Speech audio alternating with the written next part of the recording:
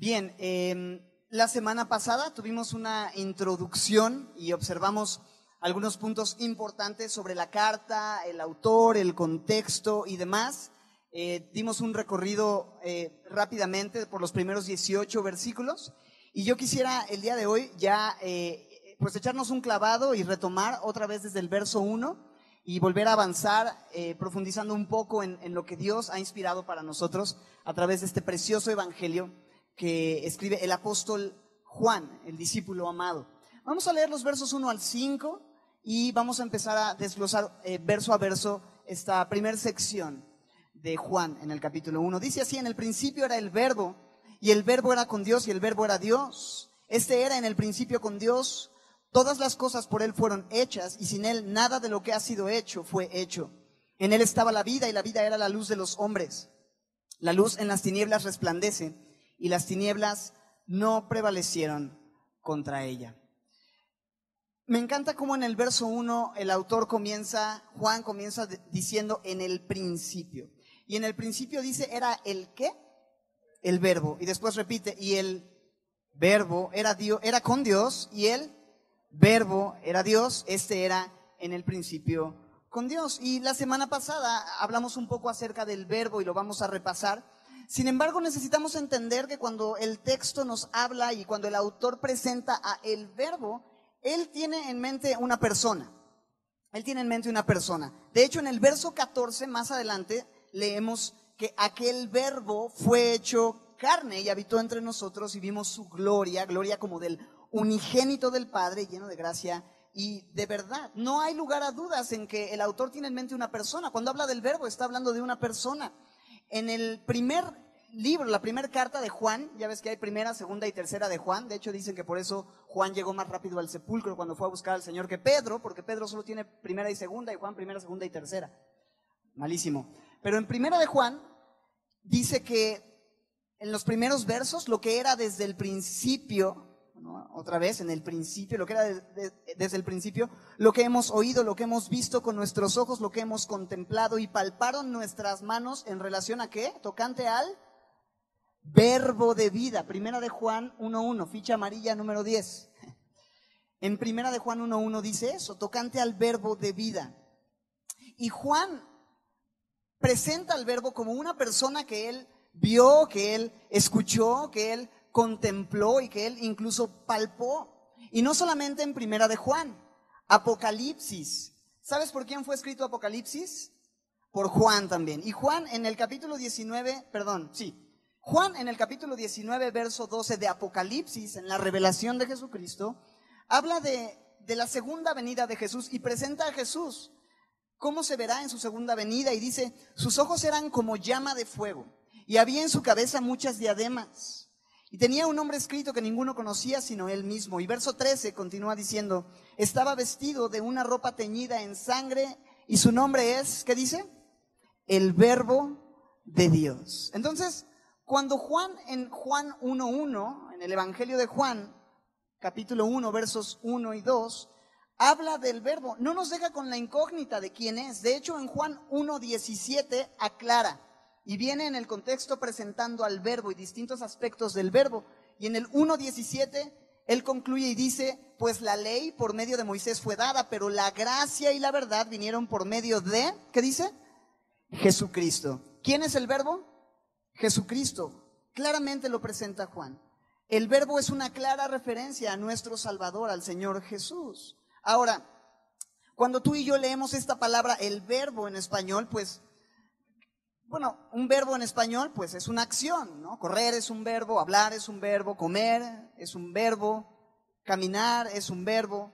Pero relacionar el verbo con Jesús en español, pues es algo extraño, ¿no? Como que no tiene realmente mucho que ver decir que Jesús era el verbo. Por ahí el salmista decía, Jesús es verbo y no sustantivo. No, nada que ver. Los que se rieron es porque saben de lo que hablo y tienen mal gusto. Pero como decía Benji la semana pasada, esto del verbo necesitamos traducirlo al original, que es la palabra logos. Y Juan tiene en mente un concepto que es interesante porque Juan utiliza una palabra que era común en las culturas a las que él está escribiendo. tanto la cultura judía como la cultura griega, que es la cultura que existía en el tiempo que Juan escribe este evangelio, ambas culturas tenían un entendimiento de lo que es el verbo o el logos o el memra, ¿no? Benji habló un poco de esto la semana pasada. Los judíos del primer siglo tenían algo llamado el Targum, que eran traducciones del Antiguo Testamento con ciertos comentarios añadidos por algunos rabinos. Y esas traducciones estaban escritas en arameo y algunas estaban escritas en hebreo.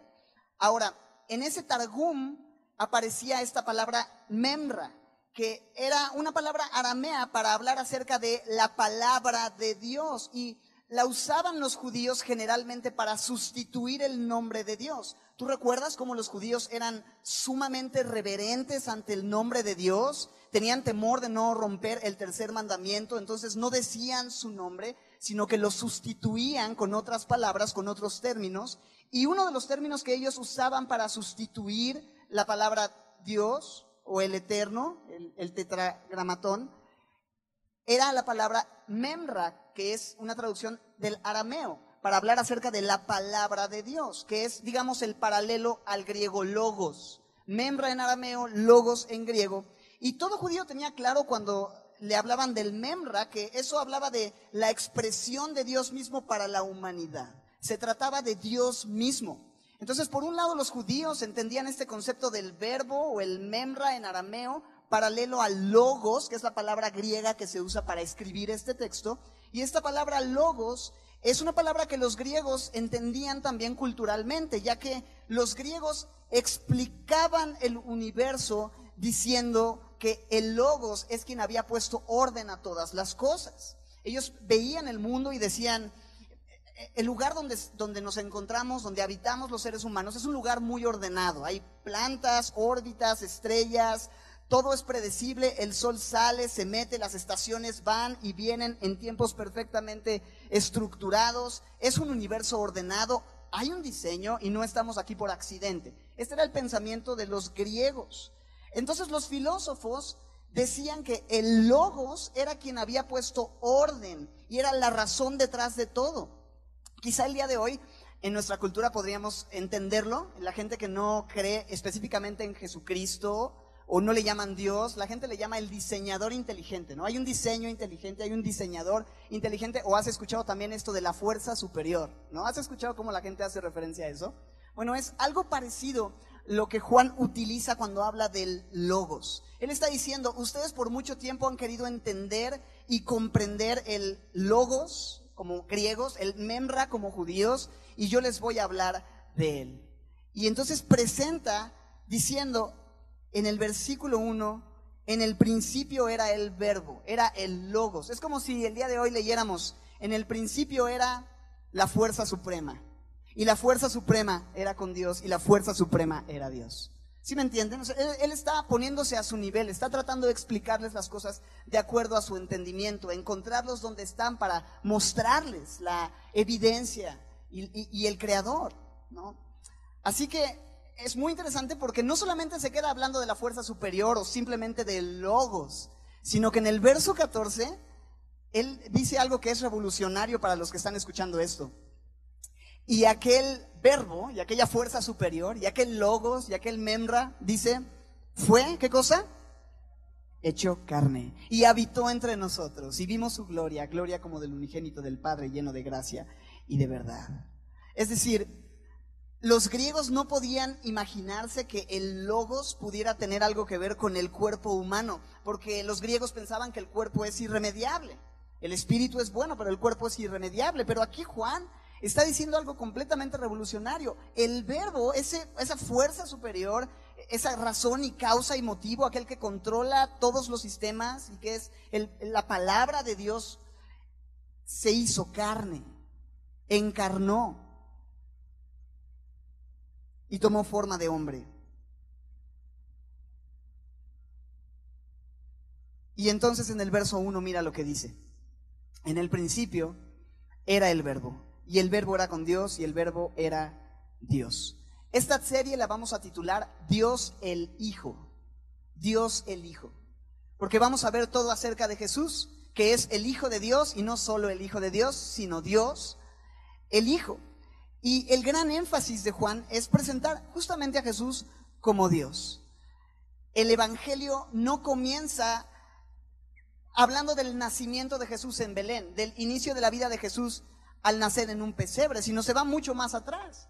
Por eso en el verso 1 habla de Jesús, el verbo, diciendo en el principio era el verbo. Es decir, no es que en el principio comenzó a ser el verbo, sino el verbo ya era desde el principio. ¿Qué es la implicación de esto? Que el verbo ya existía cuando todo comenzó. Habla de la preexistencia de Dios. La Biblia del lenguaje actual dice, antes de que todo comenzara, ya existía aquel que es la palabra. La palabra estaba con Dios y la palabra era Dios. ¿Recuerdas en Colosenses? Estuvimos hace 2 semanas en domingo revisando una porción de Colosenses para presentar a Jesucristo como el centro de la iglesia, todo lo que Él es en el universo. Y en Colosenses 1:17 dice que Jesús es, ¿cómo dice que dice? Él es antes de todas las cosas, antes de todas las cosas. Él ya existía desde el principio, en el principio era el verbo.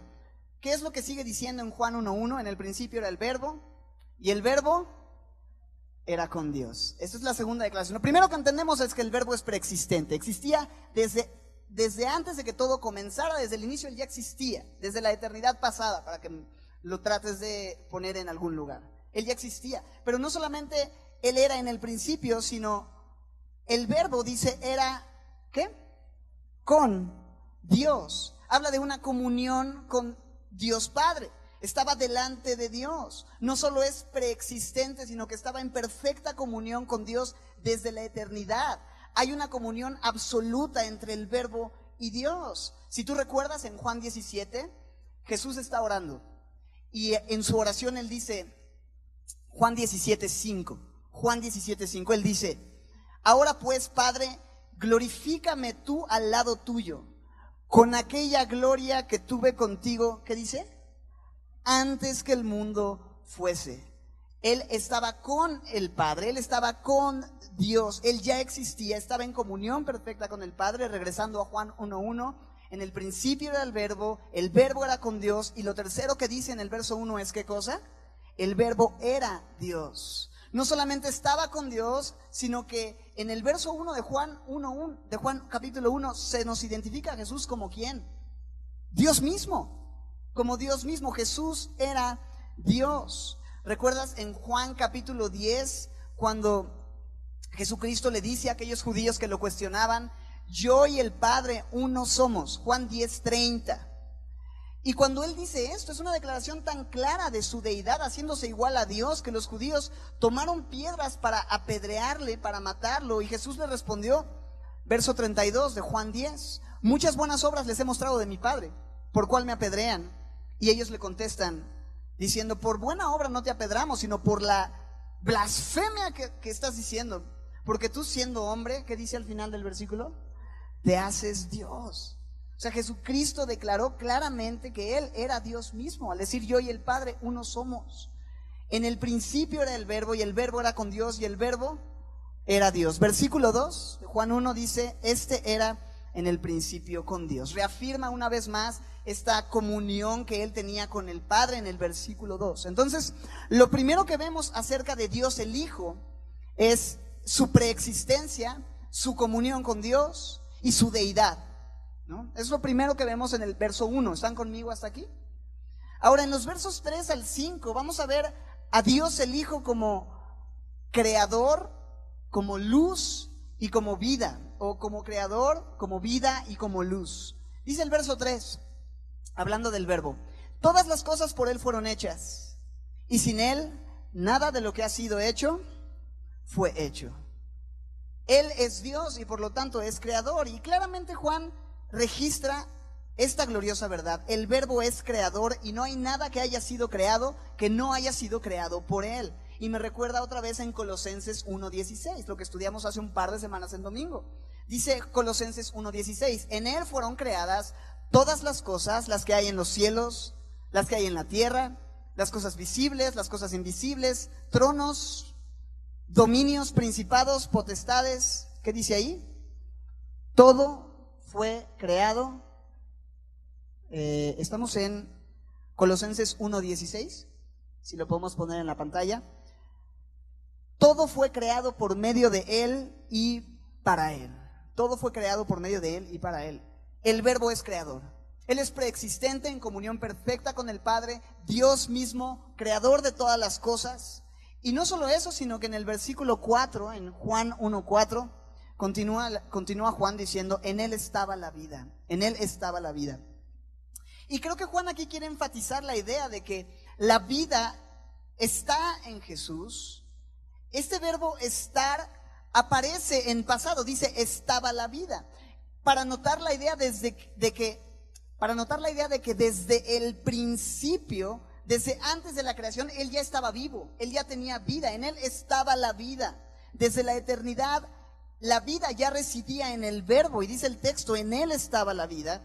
Y como nos explicó Benjamín la semana pasada, no está hablando de la vida bios, la vida en el cuerpo meramente, sino la vida zoe, que está relacionada con esta vida eterna, con esta vida verdadera, con esta vida perdurable. En Jesús estaba la vida. En otras palabras, en Jesús siempre ha estado la vida. Está la vida y permanecerá la vida. Incluso cuando Jesús murió, perdió solamente la vida bios, pero nunca su vida zoe. Y Él resucitó y venció a la muerte. Y Él se presenta en Juan también, en el capítulo 11 de Juan, verso 25, le dice a María, en este evento, en esta escena en donde Lázaro había muerto, le dice, yo soy la resurrección y la vida. Y a Tomás, en Juan 14, más adelante, le dice, yo soy el camino y la verdad y la vida. Entonces la vida siempre ha estado en Él porque Él es la vida. Dice Juan, en Él estaba la vida. Y permanece la vida y permanecerá la vida. De manera que el que tiene al Hijo, el que tiene al Verbo, tiene la vida. El que no tiene al Verbo, el que no tiene al Hijo de Dios, no tiene la vida. Primera de Juan 5, 11 y 12. Pero regresando a Juan 1:4, no solamente dice la vida era la luz de los hombres, pero no solamente dice en Él estaba la vida, sino que añade, y la vida era la luz de los hombres. Y cuando está hablando de luz aquí, así como cuando hablaba de vida, no está hablando solamente de un concepto físico, como que la luz como un concepto físico, sino como un concepto espiritual. Esta vida que es Jesús era la luz de los hombres y ha sido la luz de los hombres. Jesús no solamente es la vida, sino también es la luz del mundo. ¿Recuerdas lo que le dijo a la mujer sorprendida en adulterio en Juan 8:12? Él le dijo, yo soy la luz del mundo. El que me sigue no andará en tinieblas, sino que tendrá la luz de la vida. Juan 8:12. Así que Jesús es la vida.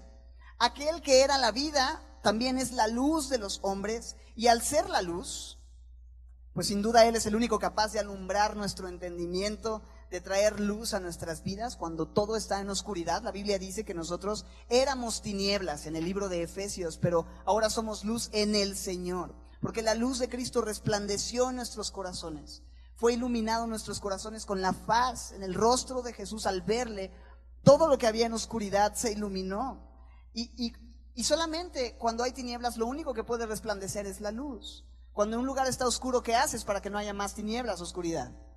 Enciendes la luz. Y en el verso 5, Juan justamente dice eso: la luz en las tinieblas resplandece, y las tinieblas no prevalecieron contra ella. Ahora, cuando habla de tinieblas, otra vez, no creo que esté hablando de un concepto físico, sino de un concepto espiritual. Tinieblas. Todos nosotros el día de hoy vivimos en un mundo en tinieblas, y no estoy hablando de que sea de noche y está todo oscuro. Estoy hablando de que el reino de las tinieblas gobierna sobre la vida de los hombres. La gente, inevitablemente, tú prendes la televisión, tú ves las noticias, ves la forma en la que publican en redes sociales, muchas veces nosotros también, y hay tinieblas, hay un reino de tinieblas. No puede ver el hombre por dónde camina, la mente está en oscuridad, no puedes pensar con claridad. Así es la humanidad. ¿Y qué es la oscuridad? La oscuridad es ausencia de luz, ¿no es así? Eso es la oscuridad.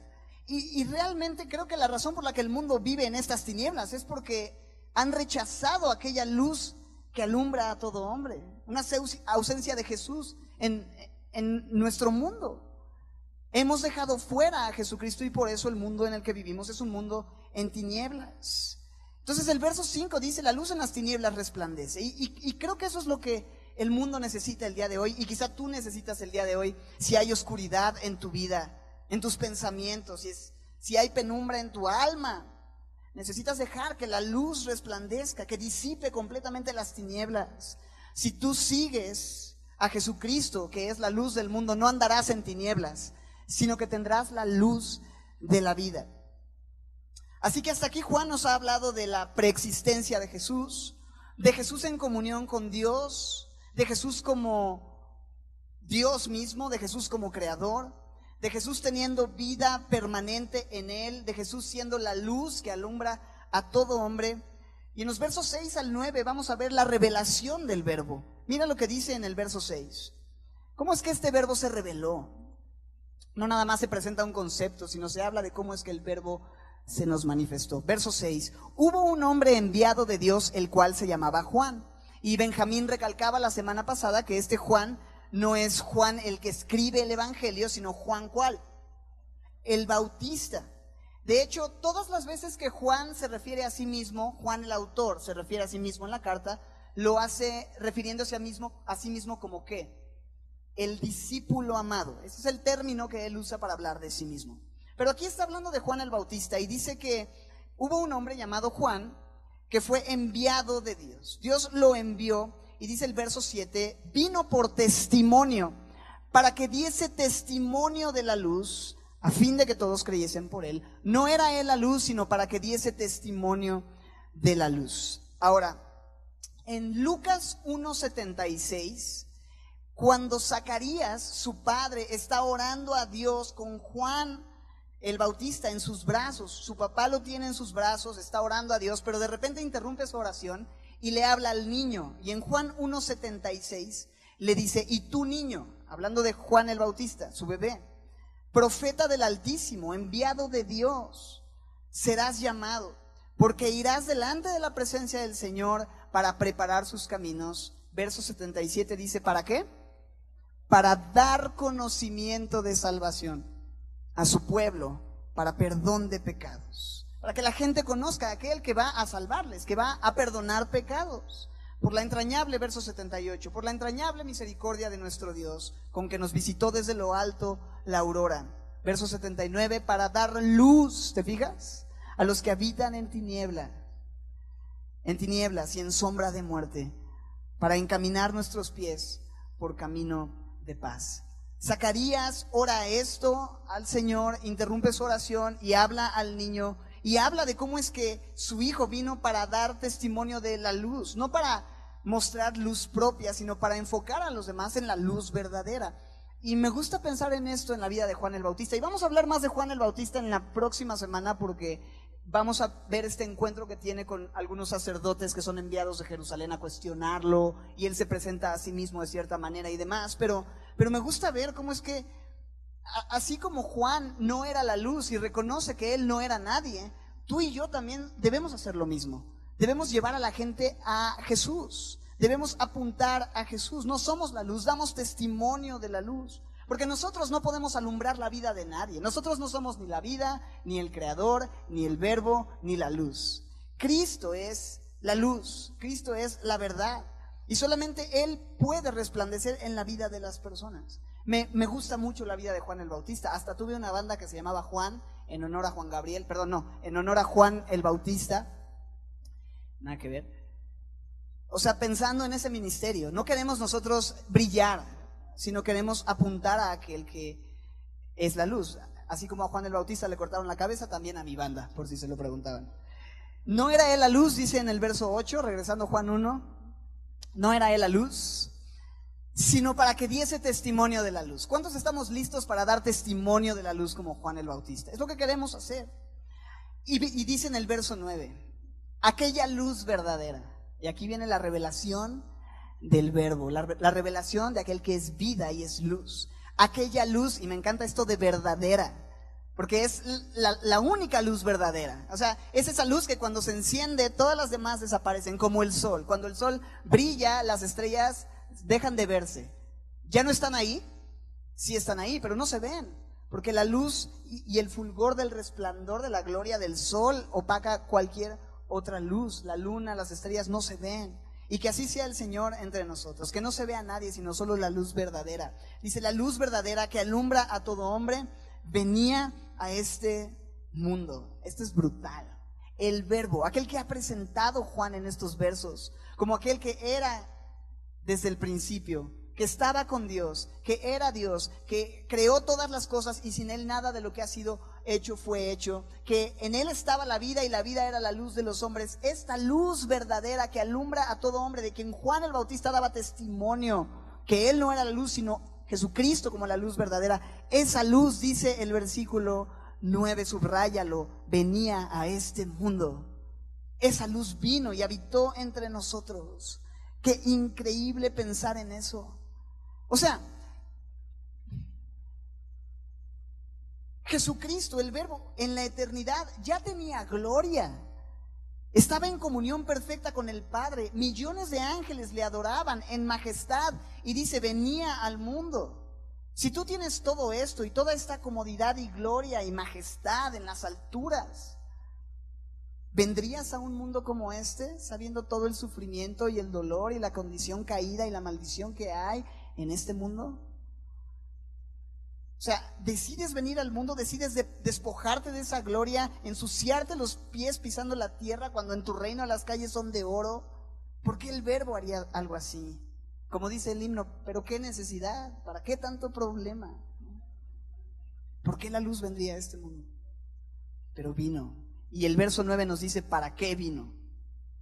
Aquella luz verdadera que alumbra a todo hombre vino a este mundo. Él vino para alumbrar a todo hombre. Vino para mostrarnos la luz de la vida. Vino para mostrarnos la luz del amor de Dios. Y qué increíble pensar que Él pudo haber enviado a alguien más, diría mi mamá, alguna chichintle por ahí. Pero Dios decidió encarnar, el Verbo decidió encarnarse y venir a este mundo. Y mira lo que dice el verso 10, en el mundo estaba. ¿Sabes que el Verbo, sabes que Dios, el creador de todo, se hizo un hombre y caminó por este mundo y estuvo en el mundo y estaba en el mundo? Dice el verso 10, en el mundo estaba y el mundo por él fue hecho. El creador caminando entre su creación, se metió en su creación. Es como si un pintor de repente pudiera meterse en la pintura que está haciendo.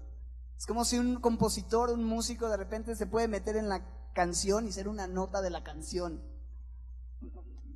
No podemos entender las implicaciones de que Él se haya metido en su creación. Pero hay algo muy tremendo en el verso 10 al final, que el texto nos dice, en el mundo estaba y el mundo por Él fue hecho, pero el mundo, ¿qué dice? No le conoció. A lo suyo vino, verso 11, a lo suyo, aquello que Él creó, a su creación que le pertenece porque la creó, lo suyo vino y los suyos no le recibieron. Dios mío, ¿qué es esto? O sea, el Creador vino y caminó entre nosotros y el mundo no le conoció y no le recibió. Caminó entre nosotros y la gente que estaba cerca de Él no tenía idea quién era. Imagínatelo caminando en las calles y de repente en el mercado y chocando con alguien, ay, perdón, ¿no? Y se sigue y no sabe que aquel con quien chocó era su creador y el creador de todo lo que hay alrededor de él. Qué fuerte pensar en estas cosas. La gente lo oía enseñar, escuchaban lo que decía, se sorprendían de sus palabras, pero nunca entendieron. Estamos escuchando al creador hablando y enseñándonos cómo vivir. No solo hablando de parte de Dios, sino Dios mismo hablando su voluntad para con nosotros.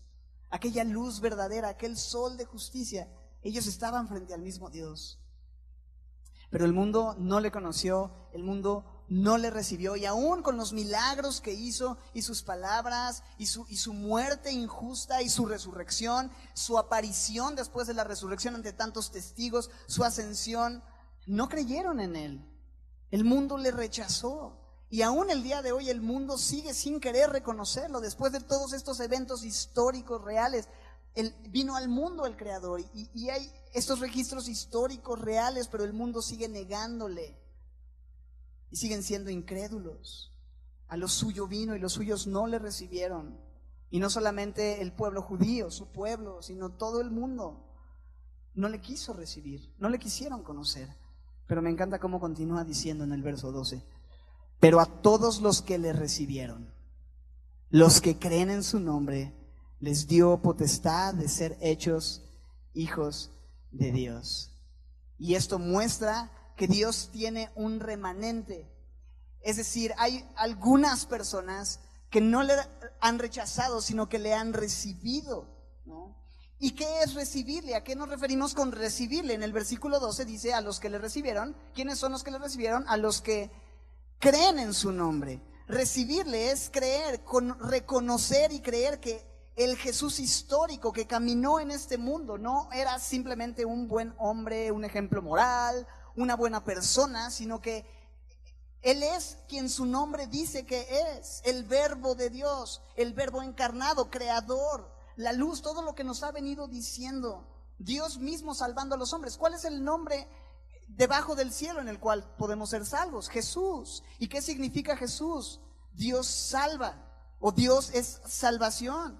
Entonces, cuando tú crees que Él es Dios viniendo al mundo para salvarnos, crees en su nombre, crees en sus atributos, crees que Él es Dios, entonces estás recibiéndole, estás creyendo en Él, y eso te da el derecho de ser hecho hijo de Dios.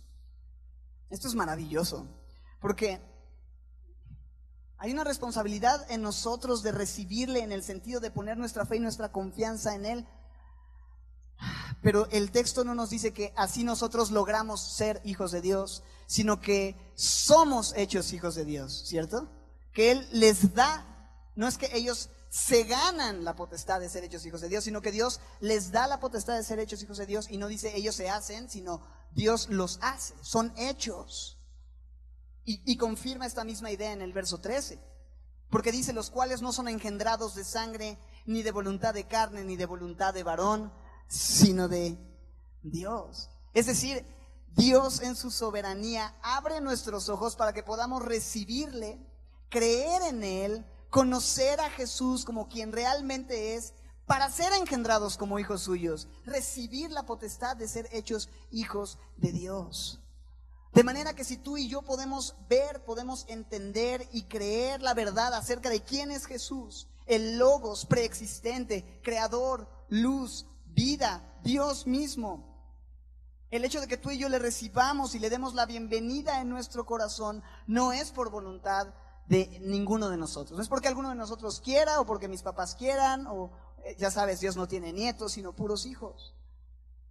Y Dios es quien resplandece en nuestros corazones y nos revela al Verbo. De manera que si tú lo estás viendo el día de hoy, si tú le has recibido, no es porque pues tú eres de ese remanente de los que le recibieron porque son muy inteligentes y se dieron cuenta de quién es Jesús, o del remanente de los humildes que se dieron cuenta de su gran necesidad y decidieron confiar en Él. No, simplemente Dios en su voluntad quiso mostrarte su amor, y no te queda nada más que vivir dándole gracias por haber sido hecho hijo de Dios, porque Él te regaló la fe para confiar en Él y creer que Él es quien realmente dijo ser.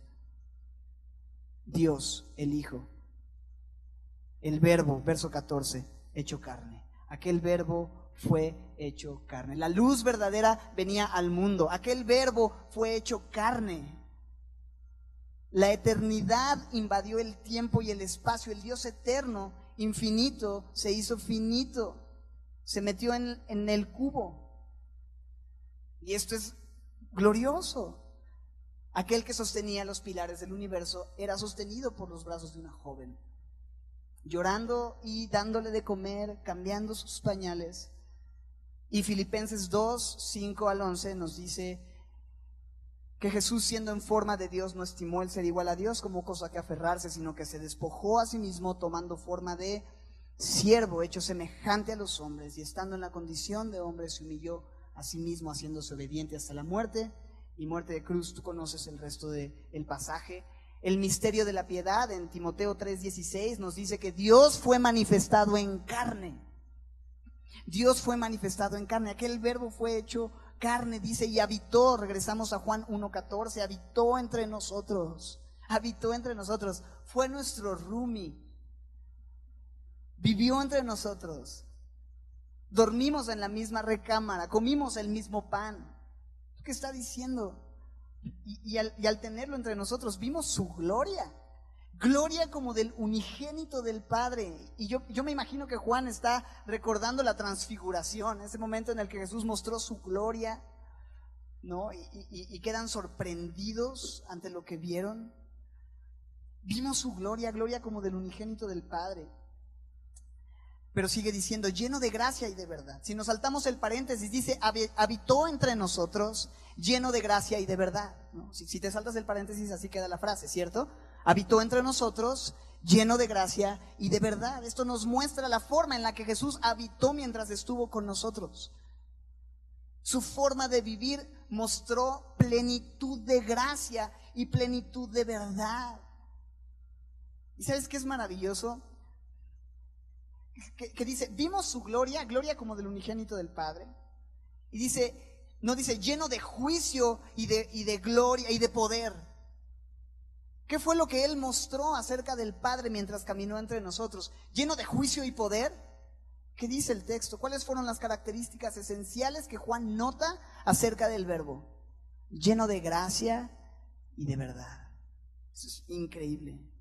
Su forma de vivir mostró esta plenitud de gracia. Completamente, es que en español no hay una palabra, en inglés sería gracious, ¿no? En español sería gracioso, pero eso es otra cosa. Lleno de gracia, completamente lleno de gracia, extendiendo gracia a la gente, dándole a la gente lo que no se merecía. Y lo vamos a ver en este evangelio. Vamos a ver los encuentros con toda la gente y cómo Él estuvo todo el tiempo con una compasión, con una gracia que se desbordaba para con la gente en mayor necesidad, para con los peores pecadores. Lleno de gracia, pero también lleno de verdad. No solamente es la gracia, sino la verdad. Y nunca le dijo a la gente lo que querían escuchar, sino hablando la verdad de Dios, pero en amor. Y vamos a ver estos encuentros con pecadores y Juan nos va a mostrar todas estas cosas de una forma gloriosa. Pero ¿sabes algo? Así como Él vino para mostrar esta gracia y esta verdad de Dios, Él quiere tener hoy un encuentro contigo donde pueda mostrarte su gracia y su verdad. Él está lleno de gracia y de verdad para ti, no lleno de juicio y condenación. Lleno de gracia y de verdad. En el verso 15 sigue diciendo, Juan dio testimonio de Él. Juan dio testimonio de Él y clamó diciendo, este es de quien yo decía, el que viene después de mí es antes de mí, porque era primero que yo. Y aquí el autor incrusta la declaración de Juan el Bautista cuando el mensaje de Juan el Bautista en preparación para que Jesús apareciera por primera vez. ¿Recuerdas que Él vendría para preparar el camino del Señor como un precursor al Mesías, anunciando que vendría, invitando a la gente a ponerse a cuentas con Dios, el heraldo del rey anunciando que el rey iba a venir? Bueno, en su mensaje Él dijo, aquel que viene después de mí es antes que yo, es primero que yo. Quiere confirmar Juan el autor esta misma idea de que Jesús es desde la eternidad y es el verbo preexistente, encarnado, y lo hace presentando la declaración de Juan el Bautista. El que viene después de mí es antes que yo. Ahora, ¿quién nació primero? Juan el Bautista es 6 meses mayor que Jesús. De hecho, sus mamás, dice la Biblia, eran parientes. Elizabeth y María eran parientes. Y Juan el Bautista nace 6 meses antes, pero cuando aparece y anuncia a Jesús, dice, Él es mayor que yo. Aunque yo nací antes y caminé antes y hablé antes, Él es mucho antes que yo. Y eso lo dice porque Él tiene en la mente esta idea de que Él es preexistente y superior a todo. Lo vimos en Colosenses 1:15, ¿recuerdas? El primogénito de toda creación. Cuando hablamos del primogénito en Colosenses 1:15 decíamos que la palabra es prototokos, que habla de prioridad en tiempo y también supremacía en rango. Tiene estas dos ideas de prioridad, en tiempo y en rango. Entonces Juan está diciendo, Jesús es primero, Él tiene el primer lugar en tiempo porque es desde la eternidad y en importancia porque es mayor que yo, ya que Él es la luz verdadera que alumbra a todo hombre. No soy yo la luz, no soy yo el Cristo, sino Él. Y lo presenta de esta manera. ¿Y por qué Juan el apóstol y Juan el Bautista presentan a Jesús como primero que los demás? ¿Por qué Él es primero? Verso 16. Porque de su plenitud tomamos todos. Me imagino a Juan el autor diciendo, yo tomo de ahí, y Juan el Bautista diciendo, yo también tomo de ahí, y todos los Juanes que hay en el mundo diciendo, yo también tomo de ahí. Tomamos todos de su plenitud y gracia sobre gracia. Y no hay nadie más que merezca el primer lugar, porque nadie más nos da todo lo que necesitamos gratuitamente. No hay nadie de quien podamos tomar lo que necesitamos. Esto de plenitud dice, de su plenitud tomamos todos. La palabra plenitud habla de algo que está completo, que es absoluto. Jesús está completo, es absoluto, lo tiene todo, está pleno. De hecho, en Colosenses 1:19 dice que al Padre le agradó que en Jesús habitara toda plenitud. ¿Te acuerdas? Lo hablamos también aquel domingo. Toda plenitud, no le hace falta nada. En Jesús está todo lo que todos necesitamos.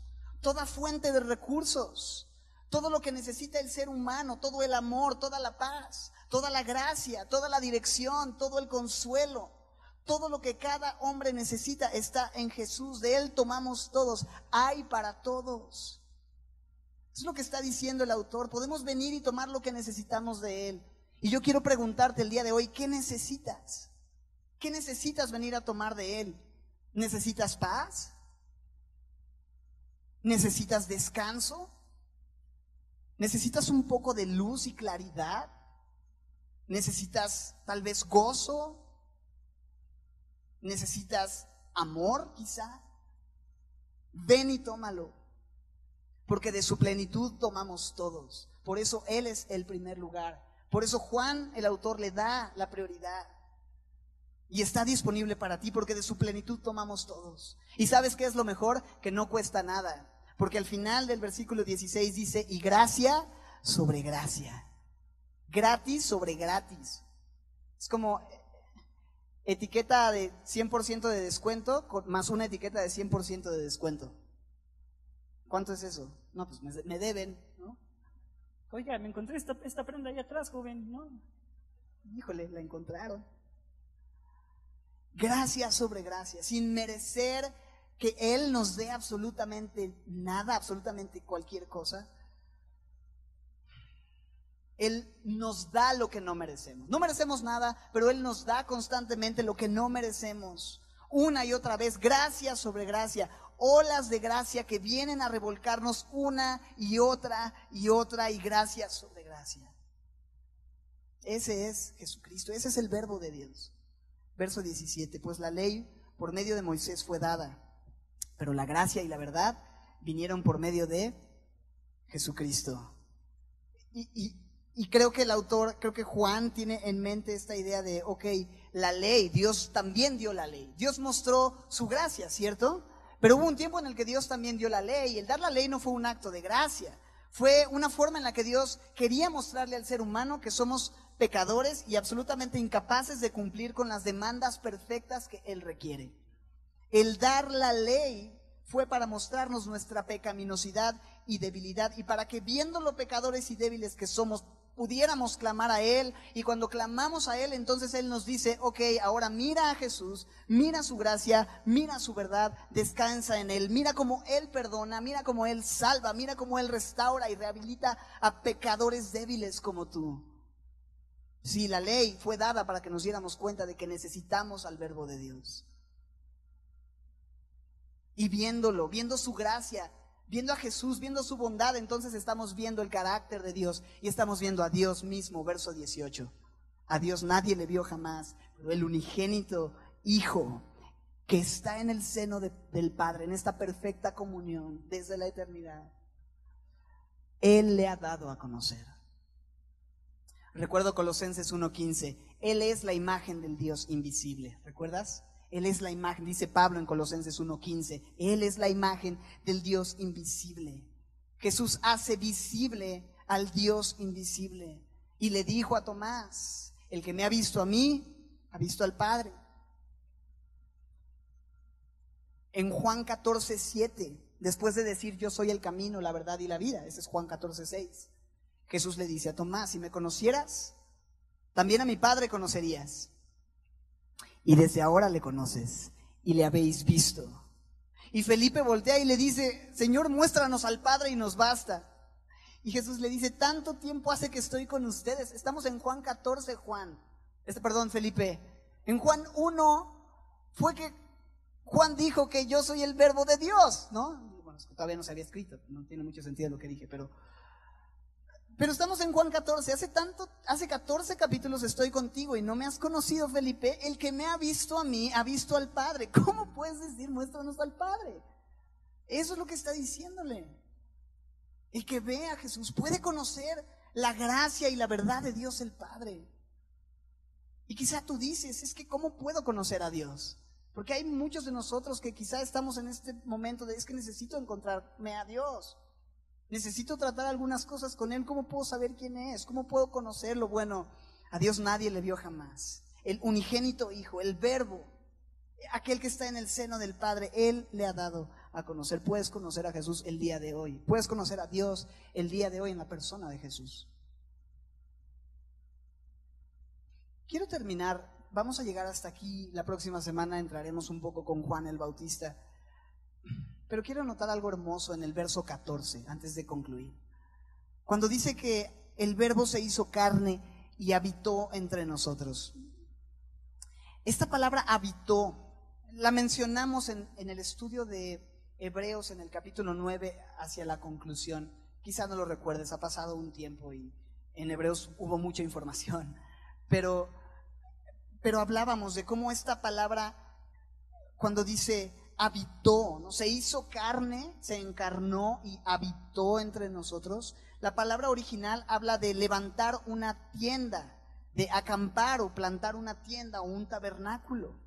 O sea, Jesús vino y puso su tienda entre nosotros. Pero esta palabra, en la terminología que se usa, hace una referencia al tabernáculo del Antiguo Testamento. Es la misma idea. Tú recuerdas que Dios le manda a Israel construir un tabernáculo, un lugar en donde Dios se encontraría con los hombres, un lugar previo al templo, el tabernáculo de reunión. ¿Has escuchado esta palabra? El tabernáculo de reunión de Dios con los hombres, donde la gloria de Dios habitaría entre el pueblo y Dios. Y en el verso 14, cuando leemos esto de el Verbo se hizo carne y habitó, la palabra podría ser mejor traducida como se tabernaculizó entre nosotros. Jesús, en otras palabras, se convirtió en ese tabernáculo donde Dios se encuentra con el hombre, donde la gloria de Dios, donde la Shekinah se manifestaba.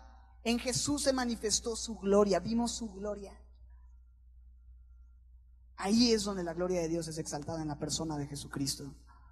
Dios ha querido venir a encontrarse y reunirse con nosotros en la persona de Jesús.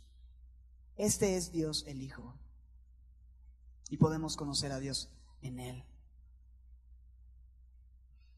Hay muchas cosas que meditar en estos versos. Hay muchas verdades para cada uno de nosotros en esta porción. Pero creo que sin duda alguna Dios te está invitando hoy a no andar más en tinieblas. A que las tinieblas no prevalezcan más, sino que la luz de Cristo alumbre tu vida. A que recibas la vida que solamente Él puede dar, la vida perdurable, la vida eterna. A que contemples la gloria y la grandeza de Jesús, pero también vengas y tomes lo que necesites de su plenitud y gracia sobre gracia. Hay pecado sobre pecado en tu vida, puede haber gracia sobre gracia si tú te acercas a Él y le recibes creyendo en su nombre, recibiendo la potestad de ser hecho un hijo suyo. ¿Qué tengo que hacer? Él ya hizo todo. Si Él vino al mundo, fue porque nosotros no podíamos subir al cielo. El Verbo fue hecho carne y habitó entre nosotros. La luz verdadera que alumbra a todo hombre venía a este mundo y vino a este mundo y quiere hoy entrar en tu vida y quiere cambiar completamente tu forma de vivir. Quiere darte todo lo que estás desesperadamente buscando. Dios el Hijo es todo lo que tú necesitas. Así es que ven, pon tu fe en Él, recibe lo que solo Él puede darte, recíbelo a Él. Señor, queremos hoy terminar este tiempo considerándote a ti, invitándote una vez más a tomar el primer lugar en nuestras vidas, ya que tú eres aquel que es preexistente, en comunión perfecta con el Padre, Dios mismo, creador, luz, vida, verdad, salvación. Tú eres la luz verdadera, Señor. No tenemos por qué seguir viviendo en tinieblas. Y estas cosas solamente las podemos entender por revelación tuya. Y es nuestro ruego en esta noche que tú te reveles una vez más. Y si hay alguien esta noche que hoy ha visto a Jesús como quien es, que no se había percatado de estas gloriosas verdades, que había creído quizá en Jesús como un personaje histórico, pero no como Dios el Hijo, lleno de gracia, lleno de verdad, que vino al mundo para salvarte, para hacer resplandecer su luz en tu corazón, para darte la vida porque estás muerto. Si tú quieres hoy recibir a Cristo creyendo en Él y ser hecho su Hijo, te voy a pedir que alces tu mano y me lo hagas saber. Te veo ahí atrás. Dios te bendiga. Dios te bendiga también acá. Dios te bendiga. Dios te bendiga de este lado. Dios te bendiga también. Dios te bendiga. Puedes bajar tu mano y te voy a dirigir en una oración en donde puedes decirle: Jesús, hoy entiendo de una forma sobrenatural que tú eres Dios el Hijo, que habitando en la eternidad viniste al mundo y habitaste entre nosotros y el mundo te rechazó, pero hoy yo quiero ser de aquellos que te reciben y creen en tu nombre. Hoy me dejo atraer por ti con tus lazos de amor. Hoy me rindo a ti. Hoy te doy mi vida. Hoy reconozco que separado de ti no puedo hacer nada, que solo hay muerte de tinieblas, que no sé a dónde voy, que no sé quién soy, que no puedo ver con claridad, que solamente tú puedes iluminarlo todo. Hoy vengo con una gran necesidad de salvación, vengo con una gran necesidad de perdón, vengo con una gran necesidad de amor y de tu plenitud. Quiero tomar el día de hoy. Y gracia sobre gracia, porque ha habido pecado sobre pecado, pero quiero hoy recibir lo que no merezco. Ese perdón, esa vida, esa luz. Alúmbrame, Señor, alúmbrame, alumbra mi vida, alumbra mi entendimiento, restáurame. Te recibo en mi corazón, te recibo en mi vida. Eres mi Salvador, eres mi Señor, eres mi Rey. Síguete revelando, Señor, a mi vida.